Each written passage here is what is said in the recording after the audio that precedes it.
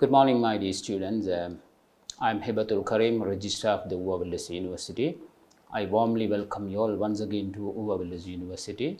You all are very fortunate actually to come to Wellassa University. Once you come here physically, then you will be seeing the beauty of the university. At the integration opening ceremony also, I was discussing about this to you all. And today in this integration program series, I'm going to talk about the university examinations. This is a very important thing during your university career. You see, what is examination? Because you all have undergone many examinations from your kindergarten up to the A-level examinations.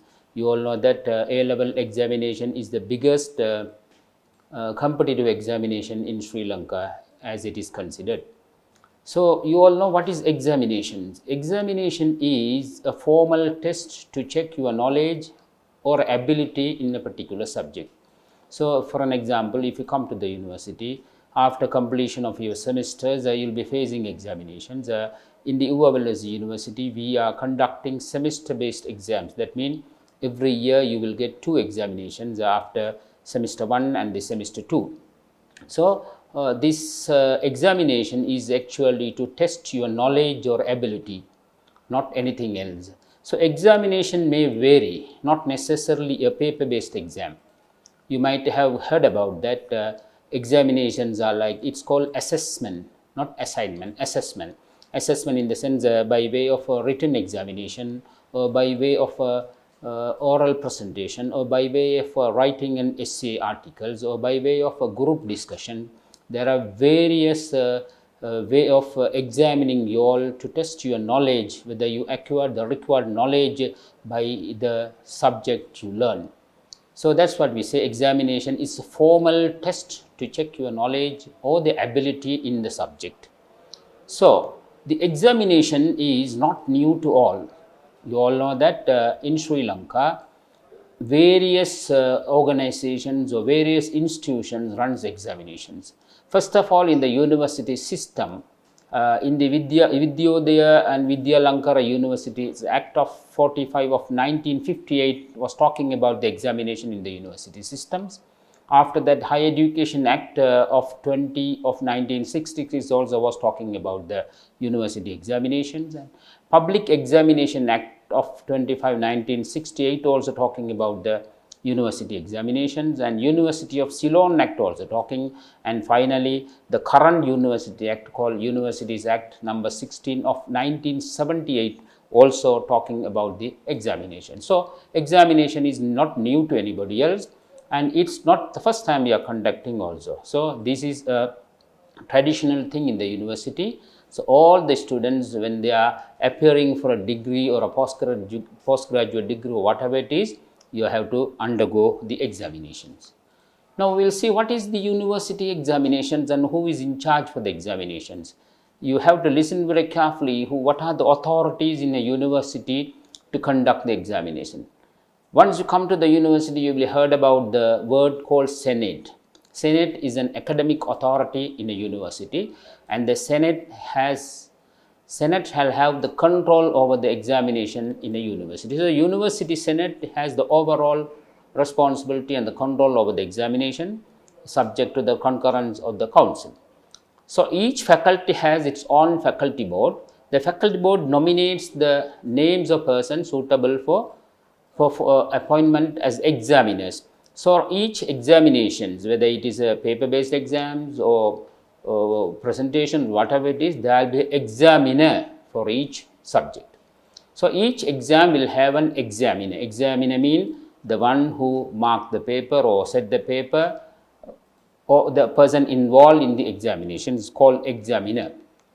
And students who are admitted or registered to a course of study, you all know that you are registered to the University of Wellassa University to follow a course of study. So in that case, otherwise you are exempted, you will have to face an examination. So you have to take an examinations. Each and every semester you have to take examinations, whether you are appearing for a degrees or diploma or certificate or any other distinctions. You shall be eligible for such distinctions after your examination. So examination is very important. It's called assessment is very important.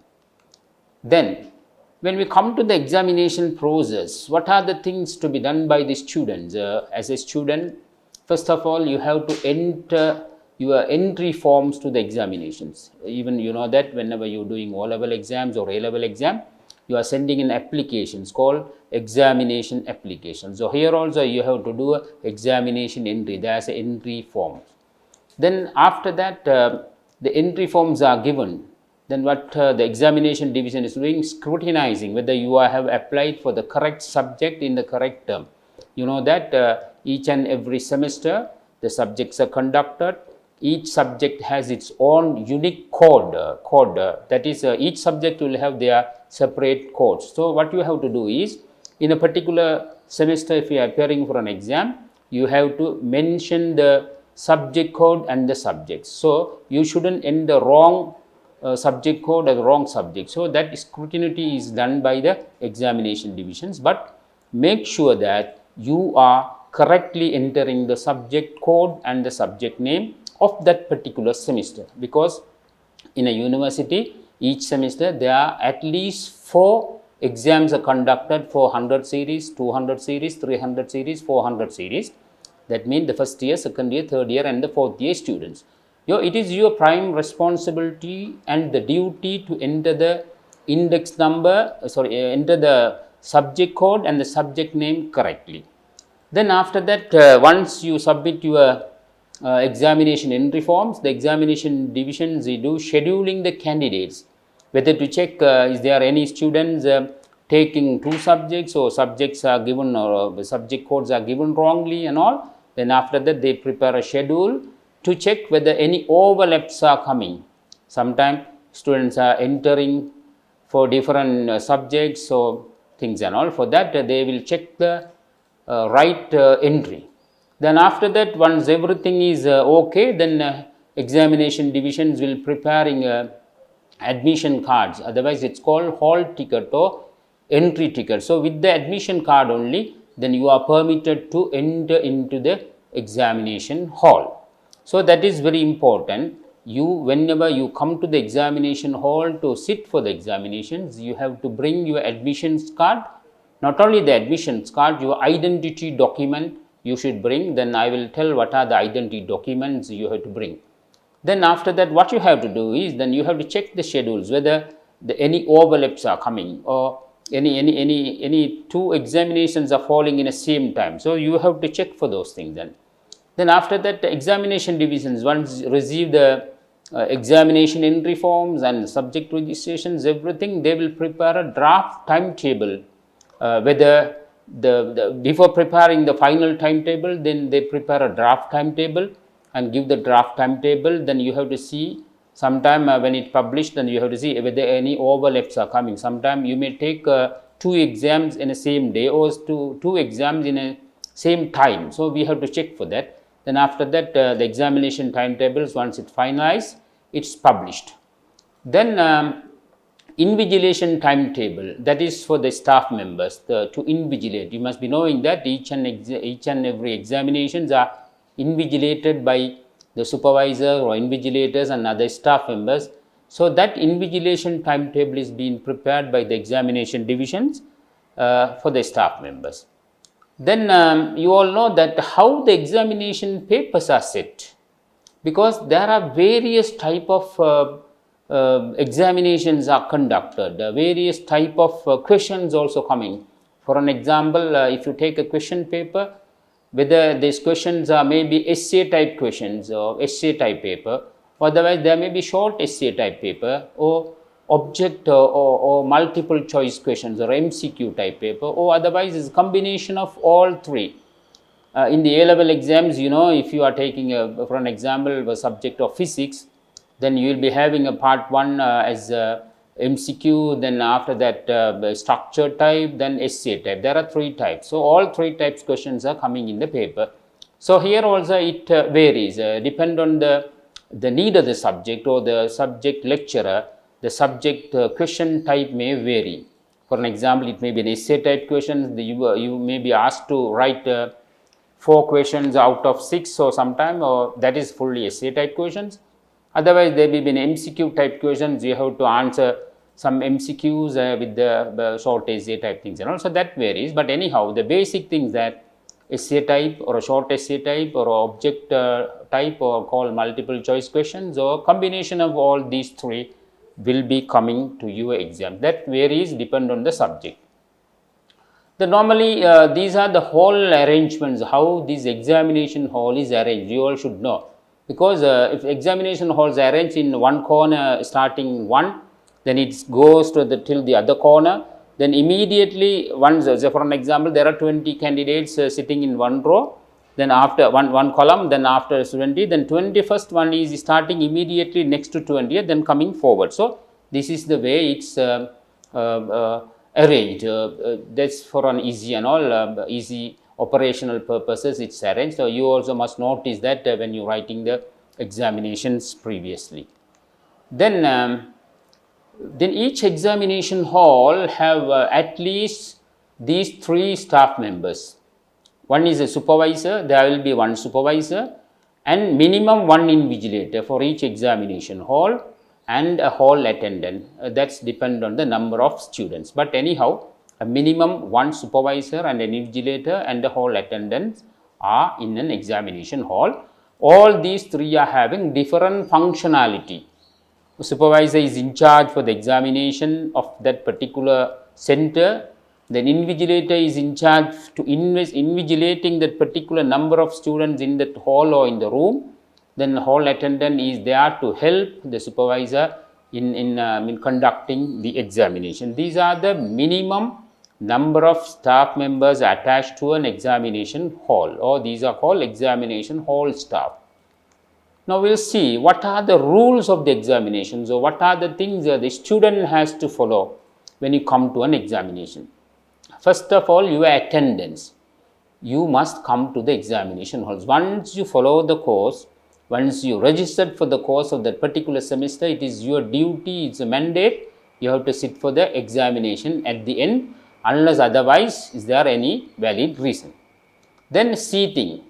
Then when you come to the examination hall, you have to look for your index number, because each and every students are given an index number. One index number is assigned to one student. There are no 2 students having the same index number and no 1 student having 2 index numbers. So each and every one student will have 1 index number, particularly for them. Then you have to look for your index number and go and sit at the index, your particular table. Then what are the things you have to bring? Then other thing is that you have to bring your identity card or the record book, university identity card or the record book, because both these identification documents are given to you by the university. One is a record book, it's a book, a small book, and another one is a university identity card. The plastic card is given to you all. It has all your detail about your degree program and the faculty and the your registration number. At the back of the card, your address and the date of issue and your signature. That is everything is there. Then you have to bring that what we call the identification card. Then you are permitted to enter the hall at least before 15 minutes of the examination. So you have to be at the examination hall at least 15 minutes before the examinations. Don't be late. But in case if you can't, if you are not in a position to come to the examination hall, but you will be permitted till the first half an hour of the examination hall. So if you are coming late, you will be late not more than half an hour. So before half an hour, you have to come to the examination hall, but make sure that you are not leaving the examination hall at the last half an hour of the exam. You are not permitted to leave for any purposes the examination hall. Then there are certain documents permitted to bring to the examination hall. You can't bring whatever you want. No, there are permitted documents only you can bring. For an example, your admission card, your identity card, and any other documents which is requested to bring. Otherwise, don't bring any other documents, because having or possessing unauthorized document is a punishable offense. I will later discuss what are the offences and the punishment. So any items you are bringing to the examination hall which is not needed are punishable offense. So then they may say that in advance what are the documents or what are the instruments or equipments you can bring to the examination halls. Normally you are not permitted to bring your mobile phone, you are strictly prohibited, you cannot bring your mobile phone inside. The calculators, if it is necessary or you asked to bring only, you have to bring, otherwise don't bring any calculators into the examination hall. Then in case if you are having any other special items, for an example hearing aid, but you are having a problem in your hearing, if you want to use a hearing aid, you have to declare that you are using this particular item. Sometimes you may use any other instruments or equipments which is needed for your day-to-day operations. For that you have to declare whether I am using this document or this article which is in your possession. Then you have to make sure that you are not copying or cheating. Copying from other people or cheating is a punishable offence. I will discuss what are the punishments given for cheating and copying. Then articles candidate may bring sometime some documents which is delivered to you free in advance. If you are asked to bring those documents, for an example logarithm table or some kind of a document, then those documents only can be brought to the examination hall, nothing else. Then some people I have seen or we have seen removing the examination materials or stationery from the examination hall. It is prohibited, it is a punishable offence. If you are removing the examination stationery from the examination hall, it is a punishable offence, because examination stationery is the property of the university. So don't try to do that, don't try to remove any examination material or stationery from the examination hall. Then if you are using any rough papers or rough work, that should be cancelled, and as much as possible you have to attach those rough works to the answer script, but make sure that you are cut off or cross it off or cancel the rough work. Otherwise what will happen, that all can be taken in for marking. Then unwanted parts of the answers to be crossed off. For an example, sometime you have written if you are asked to write 5 questions, you might have written 7 questions, and what the things, you can cut off any unnecessary part of the answers. Sometime you have written more and feel that it is not necessary, then you have to cut it off. Otherwise what will happen, that also taken into marking, then that may reduce your marks. So any unnecessary or unwanted which is not relevant or not necessary to be an answer, you have to cut it off. Then leaving the examination hall. When you leave the examination hall, please make sure that you are silently moving the examination hall. Otherwise what will happen, sometime when you leave the examination hall, other people may write the examination, it will be disturbing other people. So you have to be very quiet and silent when you are leaving the examination hall. Then impersonation. What is impersonation? Somebody is writing for somebody else. For you, somebody is writing.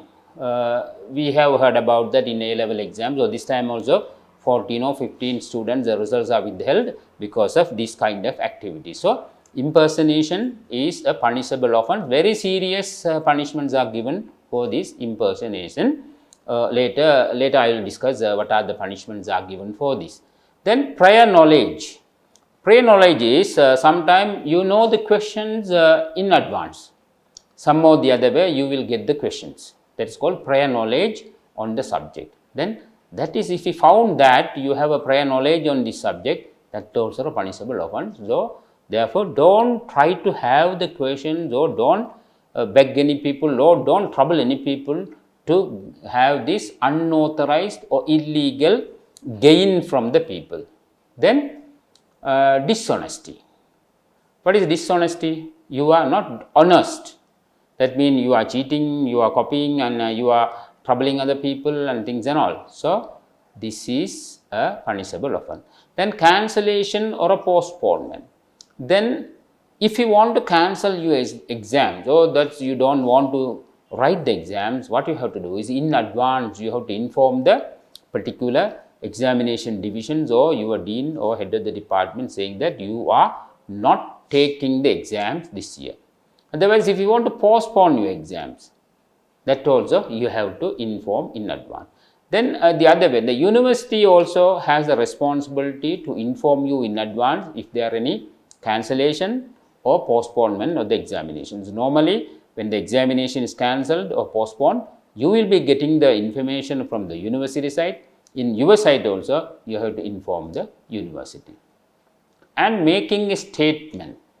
Sometime, if you are having any unauthorized document or you are doing any misbehavior in the examination hall, in that case, in that scenario, you were asked to make a statement by the supervisor about the scene or about the incident happened inside the examination room. So, you have to make a statement if you were asked to make a statement. Then, whom you have to contact in the case of examination matters. In the university, there is an examination division at the Senate building, ground floor. If you visit, sometime once you come, then you can visit to the examination division for any matters related to examination. So, there is an assistant registrar. In any emergency or any case of examination matters or anything you want to know about the examination matters or about your degree or degree certificate and things and all, then you can contact the examination divisions for any matters related to examination. Now, what will happen? Handing over the answer script. Sometimes some students, we have seen that some students, they just leave the answer script on the table and leave. You shouldn't do that. You have to hand over the answer script to the invigilator or the supervisor when they come and collect. And you have to make sure that you have marked all the questions you have written and you put your index number correctly and the subject code correctly, because that is very important. Sometimes you may put somebody's index number by mistakenly. In that scenario, the guy whose index number is written will get the marks. Sometime you may fail. Otherwise, the university may treat that, okay, you are writing on behalf of somebody else. It's called impersonation. So, what you have to do is, when you complete the examinations, you have to hand over the answer script to the invigilator or supervisor by hand. You have to give. Then withdrawal. Sometime you have to withdraw halfway of the examinations. Or sometime complete examinations you have to withdraw. So those cases you have to write tell in advance, saying that you can withdraw halfway from the examination because of various reasons. You might be fall sick or any other things, because of other reasons you may leave. So you have to inform the supervisor saying that you are withdrawing from the examinations and never come back. Then absence from examinations. You can't be absent from the examinations unless otherwise there is a valid reason. If you fall sick, then you can be absent from the examination, but those things has to be notified to the examination divisions. If you are absent from the examinations because of medical reasons, within 14 days you have to submit a medical certificate with the letter saying that because of this reasons you are unable to appear for the examination. Otherwise, if you are absent for the exams, what will happen? You will be treated as a person who failed the subject, right? Then eligibility to continue to sit. Sometime you are coming to the examinations and because of some reasons you have to leave out, then come back, want to write. So in that case, the supervisor has a right to allow you whether to continue to the examinations. You have to make sure that you are without any valid reasons not leaving the examination hall or not leaving the examination without the prior approval or prior permission of the supervisor or invigilator who is responsible for the exam on that particular day. Now we will come to the medical certificate, because there is a tendency that students fall sick during the examination. It is very common in the universities. Students are falling sick. So what will happen during the examinations if you fall sick? Then it will be a problem for you. Then there is a mechanism for that. You can submit a medical report saying that you were sick during that period. So normally you are permitted to bring a medical certificate from the district medical officer or the medical officer attached to the government hospital within 14 days of that particular subject. Sometimes people do exam is, they wait for the last day of the exam, then after that they are bringing the medical. No. So, for an example, if you have failed to submit the first subject, so within 14 days of that, then you have to inform. So, if you are not coming for 2 to 3 subjects, from the last day of the subjects, you have to submit the medical certificate. That means within 14 days, you have to submit the medical valid medical certificate, reasoning that you are sick, and the doctor advised how many days rest or something is needed. So, without a medical certificate, you are not treated as a proper student. Otherwise, what will happen? You set for the exams, you fail to sit for the exams, and you have not submitted the medical certificate or any request, then what will happen? At the end, when the results come, your subject will be failed subjects. So, that is treated as a you have taken an attempt, right? Then normally the medical certificate submitted by the private practitioner is not accepted, but these days what we do is in that case you have to submit that medical certificate to the university medical officer.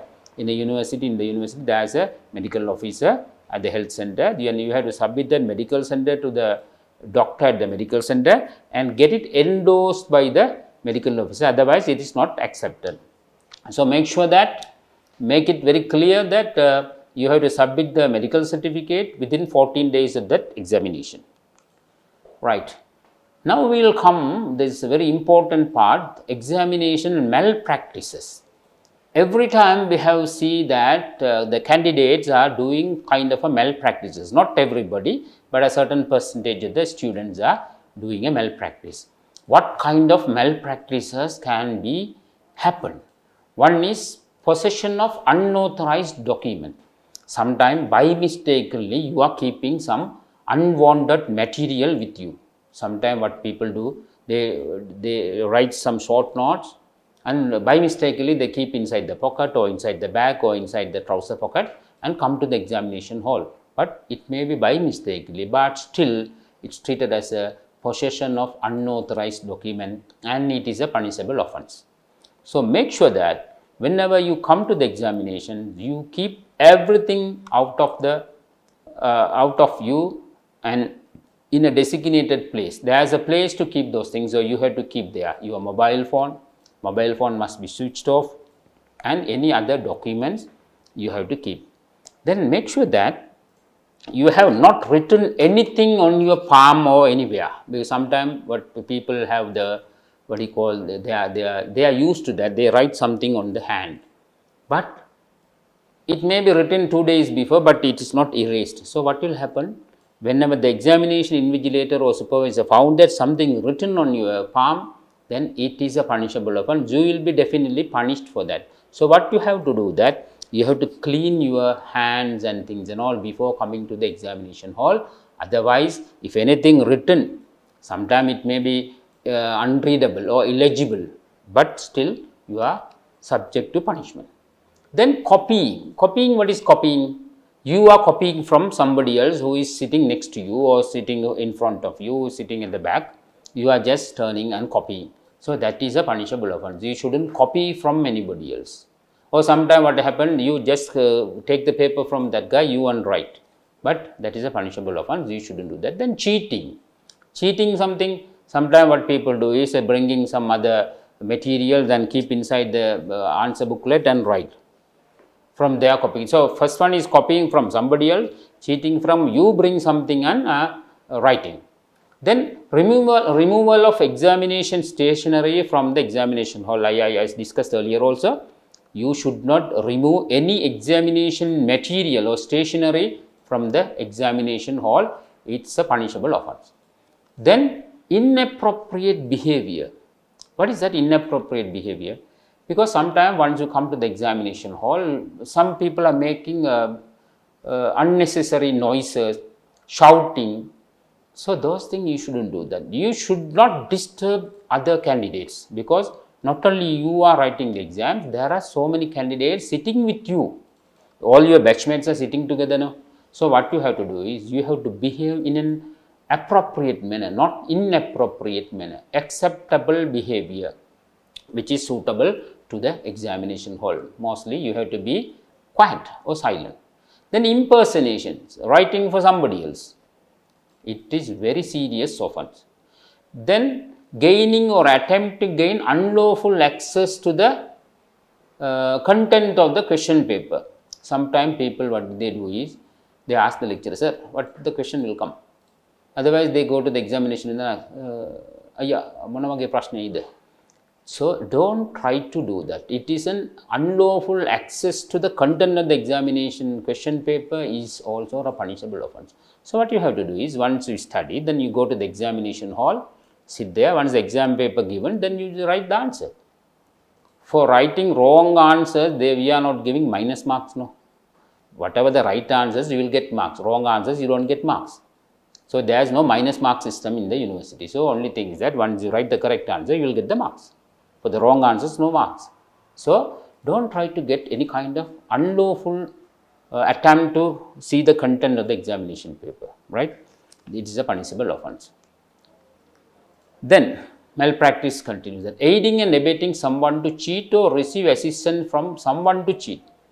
So sometimes you are receiving the assistance from somebody else, which you are not asking. But once you receive, if it is found that you receiving unnecessary assistance from somebody else, that also punishable offense. And you are sometimes helping others. You write the paper and give it to somebody else. That also punishable offense, right? So you are receiving, or you are helping, or you are trying somebody to cheat. You are not cheating, but you are trying for other guy to cheat. You are helping him. That also a punishable offense. Then undue influence on supervisors or invigilators and other examination officials. Sometimes what will happen, we have seen some students are very powerful, their family is very powerful, the parents are very powerful. Then what they do? They call the supervisors or invigilators, try to help my son or my daughter. This is called undue influence. Sometimes we have seen in public examinations in other places, outside mob is coming and trying to force the supervisors or invigilators to help you people. So this should not be held. This should not be happen. Undue influence on supervisors, you're excusing, pressurizing the supervisors. I will do, then otherwise if you don't give the time, I will do like this and things and all. So those things called undue influence, that also a punishable offense. Then there are any other actions considered as an examination malpractice by the Senate. Something which is not mentioned here, but any other things, Senate feels that, okay, this is a punishable offense. So they will give a punishment to that. So be careful. You just come to the examinations hall with the required materials or required documents and write the exams and go. So don't involve in any other unwanted activities that will lead to a cancellation. The maximum is the cancellation of your candidature, studentship. Then what will happen? You have to go home without any degree. So don't do that. Then procedure for investigating. Then supervisor is reporting that, okay, so and so has made a malpractice. So what is the procedure for investigation?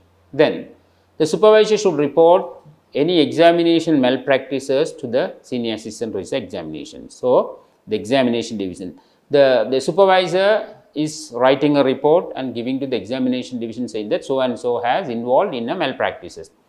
The malpractice which we discussed earlier may be cheating or copying or undue influences or shouting in the hall. So anything and everything. Then the examination division do a small investigation and submit a report to the subcommittee appointed by the Senate. There is a examinations offense committee. The committee look into this, then they will ask you to come before the committee to give evidence whether you are innocent or guilty. So then after the investigation, then committee will write a report with their recommendations. There is a code of conduct, how to conduct the examination. Based on the your offense, there is a set of punishment. So, based on the offence, they will get the punishment. So, they will give a recommendation to the Senate. Whatever the decision taken by the Senate is final. So, it is very clear, Senate decision is final and conclusive. You are not able to challenge the decisions, because once you commit a crime or offence, then you will be getting a punishment. Right. Now, we will see what are the punishments. These are the compulsory punishments. If you make a small mistakes also in a small offence also in an examination, you are subject to a punishment. These are the major punishments. First and foremost, you will not get a class in your degree. Even a small writing in your hand and got caught and found guilty, you will not get your class.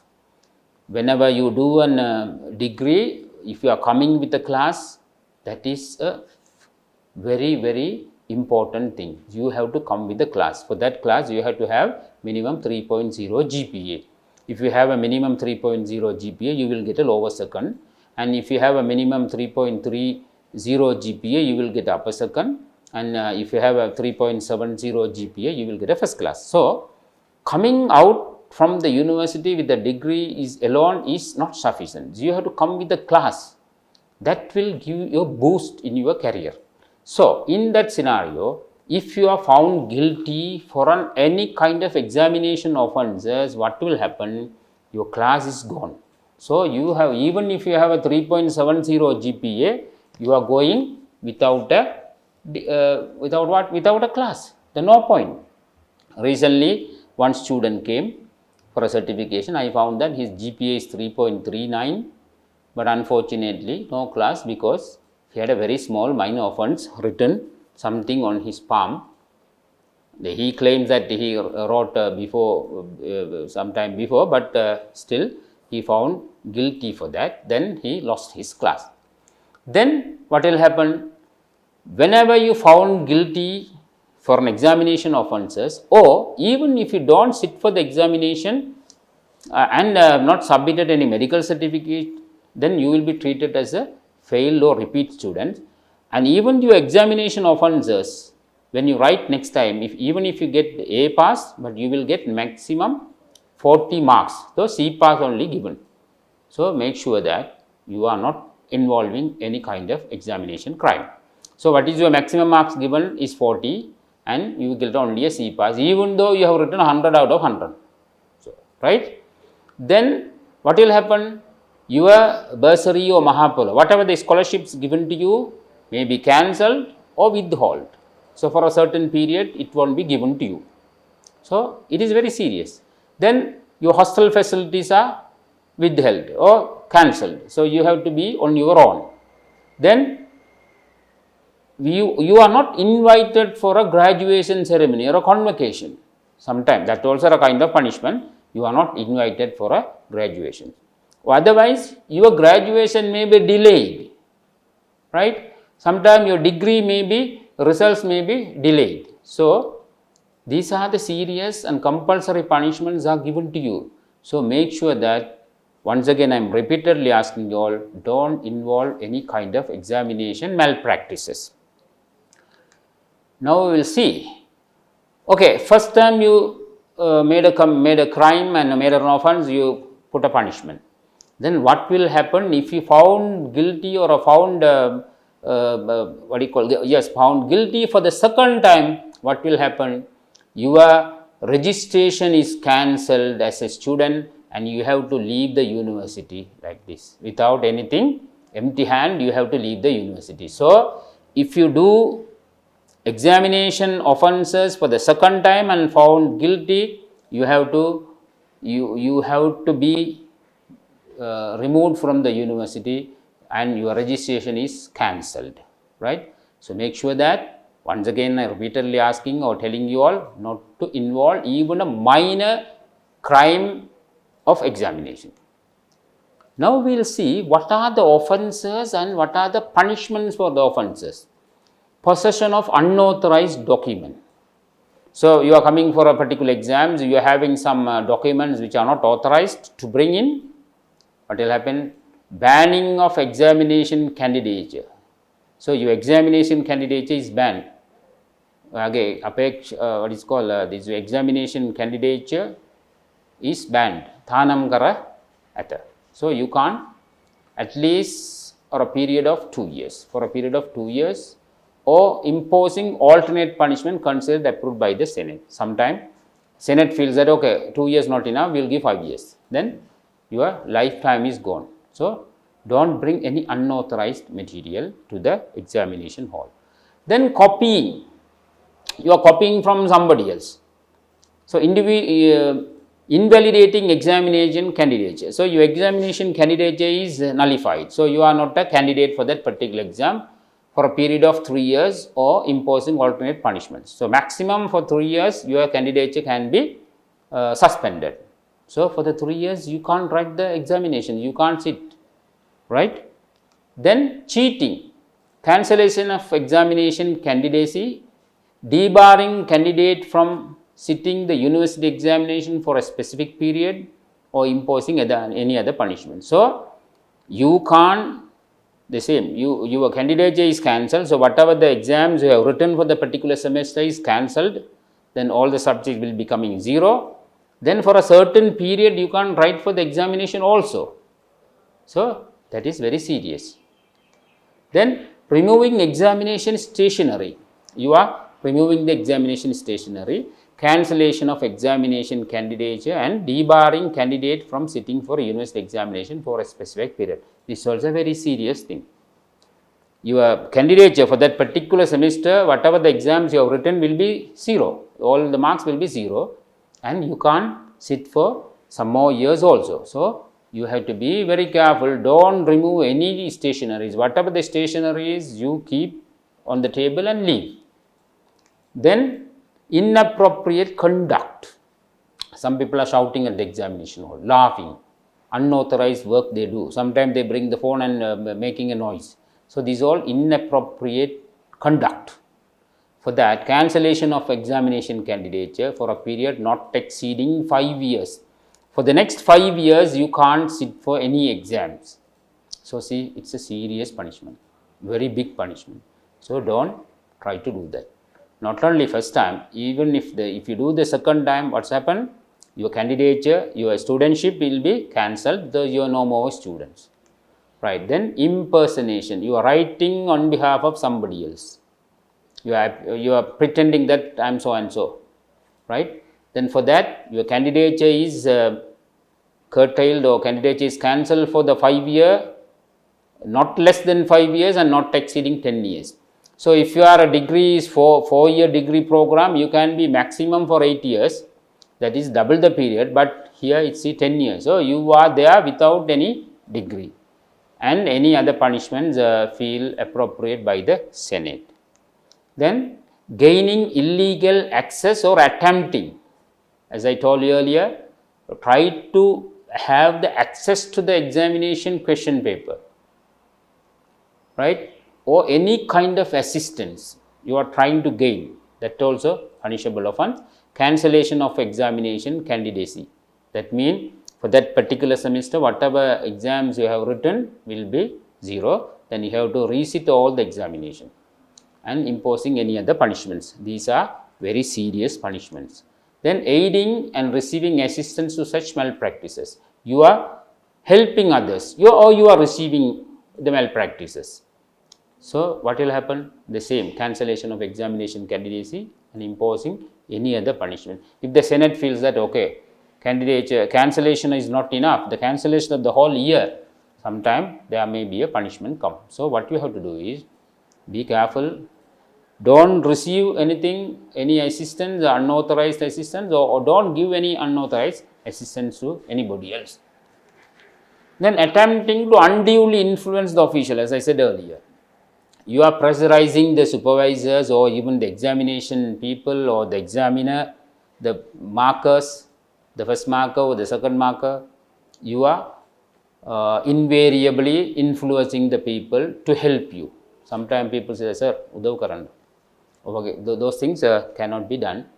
Then any other punishments described or prescribed by the Senate will be imposed to you. Then we'll come to the university examination results release. So, because we all say for an example, without any problems, without any malpractices, you completed the exam, then what will happen last?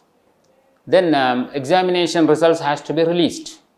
So, for that, then examination division conduct a meeting called Board of Examiners meeting.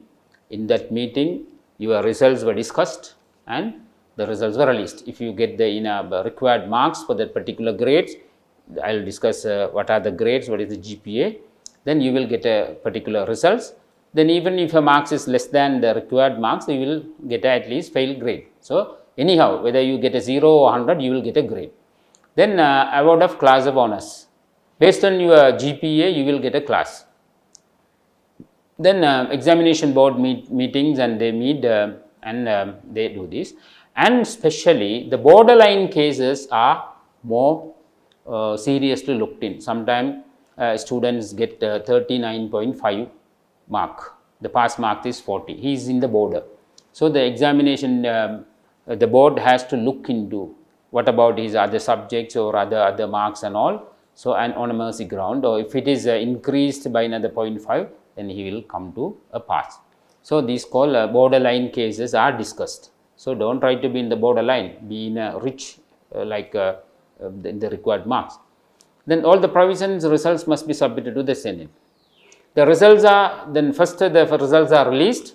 Those results called provisional results subject to the confirmation by the Senate, because as I said earlier, Senate is the authority for examination. The Senate has to approve those results, then only the results is valid. Till that time it is called provisional results. Also all the provisional results to be submitted to the Senate for its approval. Once the provisional results are published or released, then later it should be submitted to the Senate for its approval. Then you will get a transcript of whatever the results whatever the subjects you appeared for and the results, not the marks, you will get the results. That is called transcript. Then after the completion of your entire program, you will get a degree certificate. So, why are you coming to the university? Get a degree certificate. What is a degree certificate? Is a valid document validating you are capable or you are knowledgeable in that particular subject and you have completed all the requirements to become a graduates of that particular subject. So, that is called the degree certificate. Then these are the grading system. Say 0 to 30, you will get fail. Then it is coming D, D plus, C, C, C minus, C plus, B minus, B plus. It goes like that. So, this is the gradings and these are the corresponding marks, and for that corresponding GPA is given there. So, if you have an A or A plus, you will get 4.0 GPA. And then after that 3.7, 3.3, 3, 2.7, and keep in mind that to get a degree, to get a normal pass degree, you have to have a 2.0 GPA. That means minimum C passes you have in all the subjects which you are offering. So, minimum C passes you need to get a degree. Otherwise, what will happen? If your GPA is less than 2.0, even though you have many A's, but if you have many C minus or D pluses, what will happen? Your GPA will come down. Then if you have a GPA of less than 2.0, then you will be not awarded with a degree. So, you have to go empty hand. So, make sure that you are writing the exams perfectly or correctly or in a satisfactory manner and get a good results more than C, then you will get a degree. But if you are having a GPA more than 3.0, that means minimum all the subjects are B grades, you will get a class minimum of second class lower division. Then these are the classes. But if you have a 2.0, you will get a pass. Then if your GPA is 3.0, you will get a second class lower division, and your GPA is 3.30, you will get second class upper division. Keep in mind that 3.29 is not upper second, 3.29 is lower second, 3.30, it should be 3.30, 3.29 is not considered as 3.3. Then If you have a GPA of 3.7 and above, you will get a first class. So, these are the award of classes in the university system. And this is, you see, first class. If you have a 2.0, you will get a first class, and second class lower division 3.0, second class upper division 3.30, and first class is 3.0. And make sure that, and keep in mind that if you have any E-passes, you will not be awarded a class. So, make sure that you are not getting an E-pass. E-pass, what is the marks? You see here, E-pass is 0 to 39 marks. So, make sure that at least you are getting 40 marks. If you have any E-passes, you have no classes. So, classes will not be awarded. So, these are the things I wanted to talk to you all regarding the examinations, and there are so many things in the university to discuss. Once you come to the university, you will be knowing that in the previous sessions, you might have heard about the Mahapala bursary and the usage of the library and things and all. Then there is another divisions also called the student affairs and general administration in the university, but especially examinations and the students affairs divisions are mostly dealing with the students and their students' needs. So, whenever you come to the university physically or even online, you don't do any malpractices of examinations that may lead to a disaster in your university career. So, once again, thank you very much for you all, and have a pleasant stay at the Wellassa University for the next 4 years, and hope that you will be doing a good job at the university, and thank you very much.